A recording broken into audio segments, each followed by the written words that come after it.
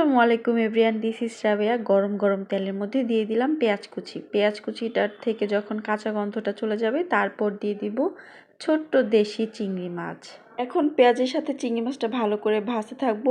আমি এই সাইডে একটা বাটিতে নিয়ে নিয়েছি 1.5 চামচ মরিচের গুঁড়ো, 1 চামচ হলুদের গুঁড়ো আর হাফ চামচ ধনিয়া গুঁড়ো। তো এই গুঁড়ো মশলাগুলোর মধ্যে অল্প পরিমাণের পানি দিয়ে এগুলো একটু গুলিয়ে নিব, তাহলে গুঁড়ো মশলাগুলো থেকে একটু বাটা মশলার মতো ফ্লেভার আসে।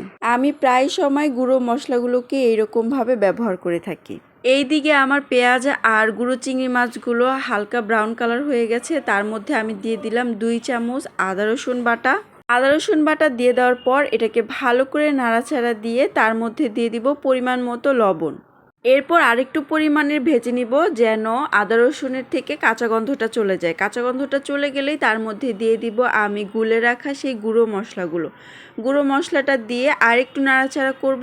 এরপর সেই গুঁড়ো মশলা যে পাত্রে ছিল সেই পাত্রটা ধুয়ে অল্প পরিমাণের পানি দিয়ে দিব। মশলাগুলো যখন একটু কষানো হয়ে যাবে তখন তার মধ্যে দিয়ে দিব চিংড়ি মাছের মাথা বাটা। যেহেতু দেশি চিংড়ি, আমি একটু পরিমাণেরও ফালাইনি, চিংড়ি মাছটা বাইছা যেই মাথাগুলো ছিল সেগুলো আমি পাটায় বেটে নিছি। ছোট চিংড়ি যে কোনো রান্নায় ছোট চিংড়ির মাথাগুলো বেটে দিলে তরকারিটা অনেক ঘন আর কালারটা অনেক সুন্দর হয়। এর জন্য আমি সবসময় ছোট চিংড়ির মাথা বেটে তরকারিতে ব্যবহার করে থাকি। এরপর ঢাকনা দিয়ে ঢেকে দিব কিছুক্ষণের জন্য।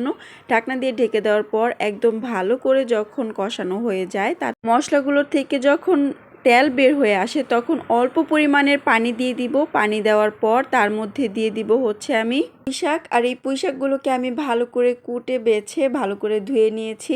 আর এখানে মনে হচ্ছে অনেকগুলো পরিমাণের শাক, কিন্তু না, শাকগুলো সিদ্ধ হয়ে গেলে একদম কমে যাবে। আমার কড়াই ভরে গেছে শাকে। তো আমি শাকটাকে ভালো করে ঢেকে দিছি। 3 থেকে 4 মিনিট পর আমি ঢাকনাটা উঠিয়ে দেখি একদম কমে গেছে শাক। মানে আমি দেখে একদমই হতাশ হয়ে গেছি। কতগুলো শাক একেবারে সিদ্ধ হয়ে কমে গেছে। তো শাকটাকে আমি আর ঢাকনা দিয়ে ঢাকবো না। প্রথমে যা ঢাকছি, এখন ঢাকনা ছাড়াই কিছুক্ষণ রান্না করে নিব। এখন যদি আমি শাকটাকে ঢাকনা দিয়ে ঢেকে দিই তাহলে শাকের কালারটা একদমই নষ্ট হয়ে যাবে। তার জন্য আমি আর ঢাকনা দিয়ে ঢাকবো না। আর যেহেতু শাক থেকে অনেক পরিমাণের পানি বের হয়, তার জন্য এক্সট্রা কোনো পানি আমি আর ব্যবহার করব না। শাকের পানি দিয়ে শাকটাকে ভালো করে রান্না করে নিব মিডিয়াম আঁচে, যেন ডাঁটাগুলো সিদ্ধ হয়ে যায়। শাকটা যখন হয়ে গেছে এই পর্যায়ে আমি 4 থেকে 5টা কাঁচামরিচ দিয়ে দিলাম। এইরকমভাবে রান্না করা যে কোনো শাকেই আমি কাঁচামরিচ লাস্টের দিকে দিই, কারণ কাঁচামরিচ লাস্টের দিকে দিলে মরিচটা গলেও যায় না, কিন্তু মরিচের যে একটা ফ্লেভার, সেই ফ্লেভারটা পুরো তরকারিতে ছড়িয়ে পড়ে। তো তার জন্য আমি কাঁচামরিচ সবার শেষেই দিয়ে থাকি। তো আলহামদুলিল্লাহ আমার রান্না একদম শেষ। দেশি চিংড়ি দিয়ে পুঁইশাক রান্না করেছি। মাশাআল্লাহ, অনেক সুন্দর ঘ্রাণ বের হয়েছে আর খেতেও ভীষণ মজা হয়েছিল। তো আমার ভিডিওটা ভালো লাগলে অবশ্যই শেয়ার দিয়ে আপনার টাইমলাইনে রেখে দিবেন। যখন প্রয়োজন হবে দেখে আমার মতো করে রান্না করে খেয়ে দেখবেন। সাথে আমার ভিডিওতে লাইক কমেন্ট করতে অবশ্যই ভুলবেন না। তো আজকের মতো এখানেই বিদায়। সবাইকে আল্লাহ হাফেজ।